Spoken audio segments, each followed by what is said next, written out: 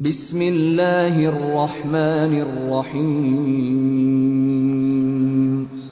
الحمد للہ وکفا والصلاة والسلام علی من لا نبی بعدہ اما بعد فاعوذ باللہ من الشیطان الرجیم بسم اللہ الرحمن الرحیم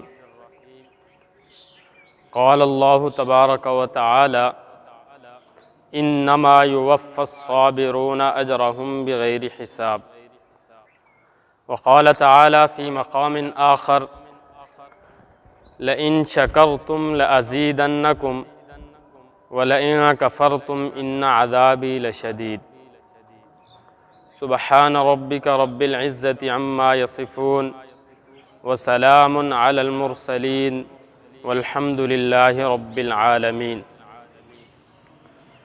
محترم سامعین، آج کا ہمارا موضوع ہے صبر اور شکر۔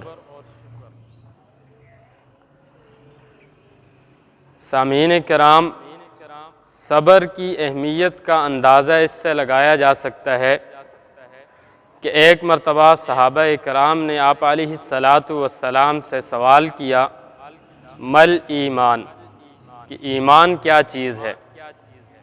تو آپ علیہ السلام نے صحابہ کے اس سوال کے جواب میں چند چیزیں بیان فرمائی۔ ان چیزوں میں سے جو سب سے پہلی چیز بیان فرمائی وہ یہ تھی کہ الصبر، کہ ایمان میں جو سب سے بنیادی چیز ہے وہ صبر ہے۔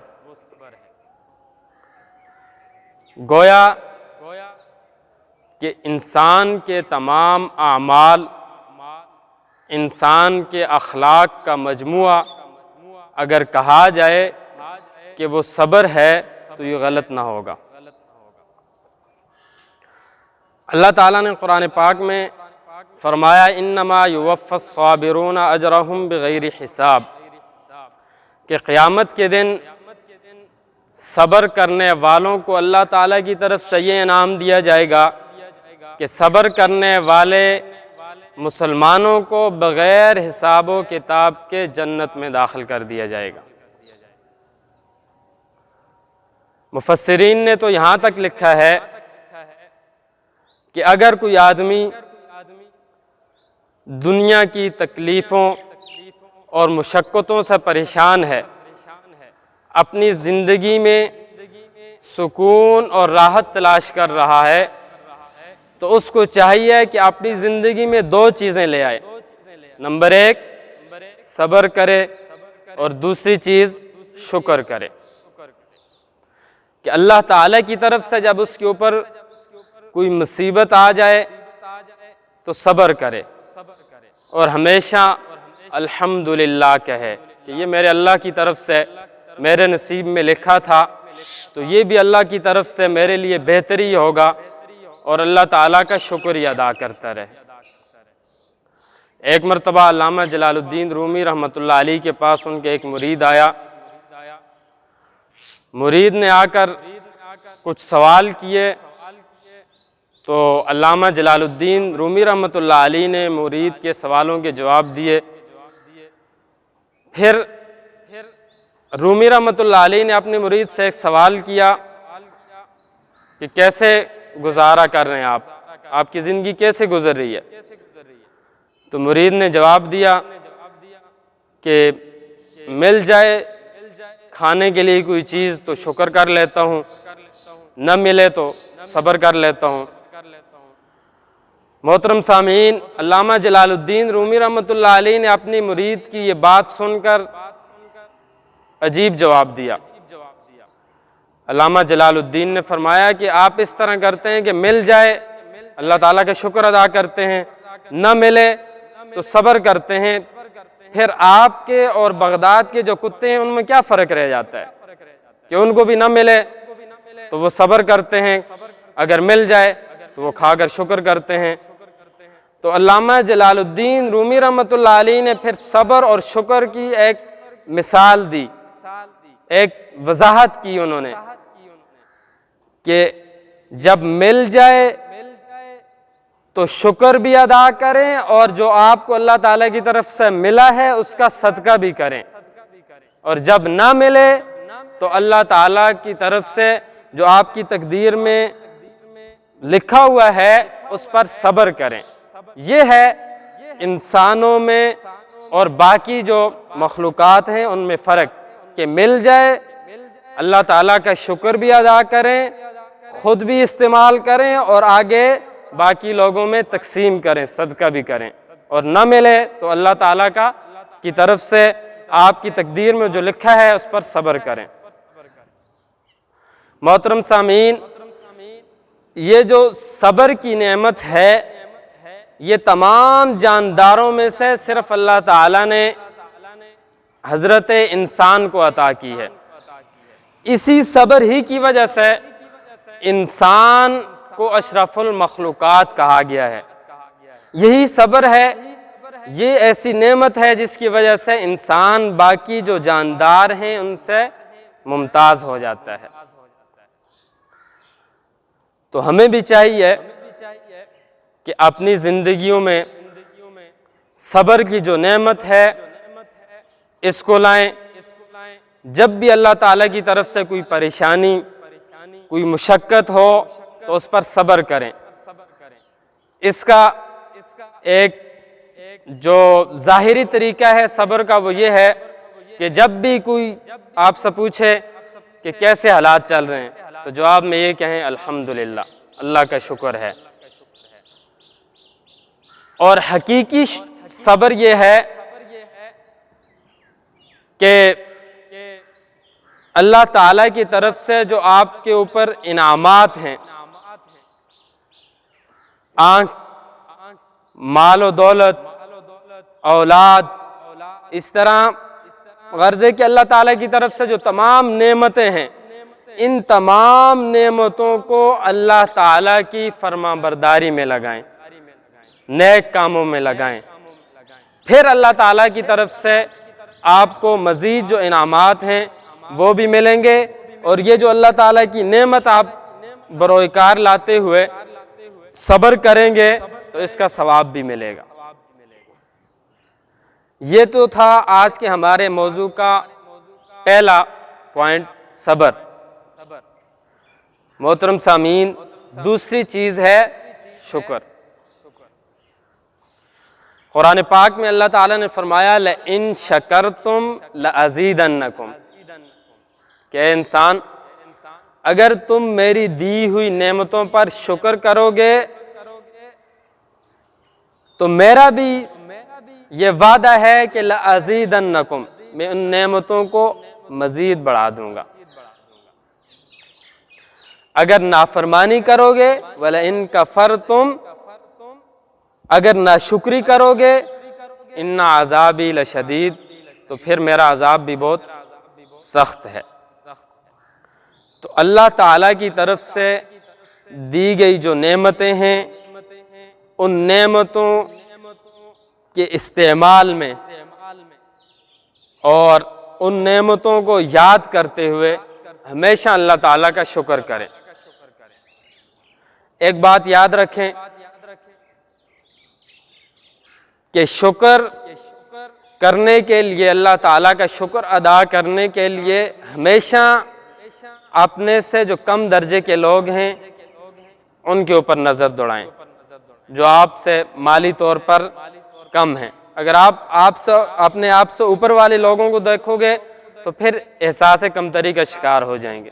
ہمیشہ اپنے سے مال و دولت میں جو کم ہیں ان کو دیکھیں گے، پھر اپنے آپ پر غور کریں گے تو اللہ تعالیٰ آپ کو اللہ تعالیٰ کا مزید شکر کرنے کا جو موقع ملے گا۔ ایک آدمی کے بارے میں لکھا ہے کہ اس کے حالات بہت سخت تھے، کپڑے نہیں تھے پہننے کے لیے، پھٹے پرانے کپڑے پہنے ہوئے تھے، پاؤں میں جوتا نہیں تھا، تو سفر کر رہا تھا پیدل، تو ایک اللہ کے بندے نے اس کو دیکھا کہ اتنی گرمی میں جوتا نہیں ہے اس کے پاس، یہ سفر کر رہا ہے، تو اس بندے نے اس کو نئے جوتے لے کر دیے، تو اب اس کے لیے آسان ہو گیا چلنا۔ تھوڑا آگے گیا، کہیں اس نے سٹے کیا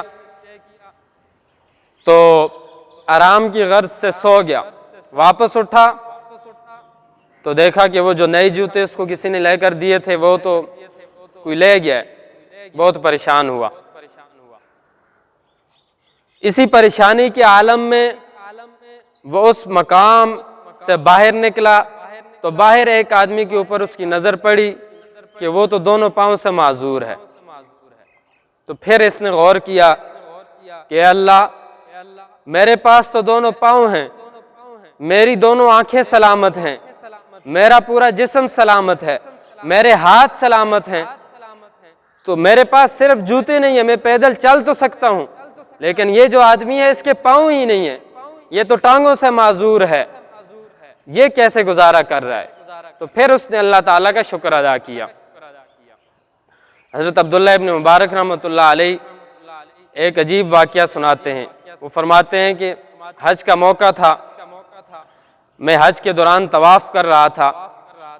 اسی دوران ایک عورت ہے وہ بھی طواف کے چکر لگا رہی ہے اور ساتھ ساتھ یہ کہہ رہی ہے یا اللہ تیرا شکر, یا اللہ تیرا شکر. تو مجھے بڑی حیرانگی ہوئی کہ طواف کے دوران یہ اتنا شکر کیوں ادا کر رہی ہے.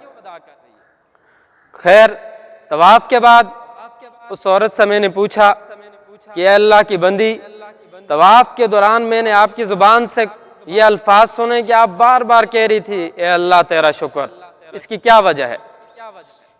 تو اس عورت نے ایک عجیب قصہ سنایا کہ میرے 3 بیٹے تھے.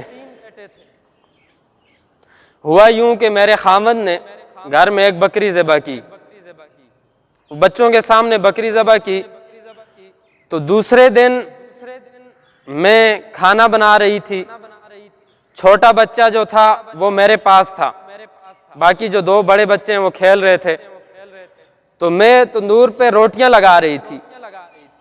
تو بڑے بچے نے چھوٹے جو درمیانہ بچہ تھا اس کو لٹا کر گردن پر چھری رکھ کر کہا کہ ہمارے ابا جان نے کل بکری اس طرح ذبح کی تھی. اب بچہ تھا اس کو پتہ نہیں چلا تو اس نے چھری چلائی, جو دوسرے نمبر کا بچہ تھا اس کی گردن کٹ گئی.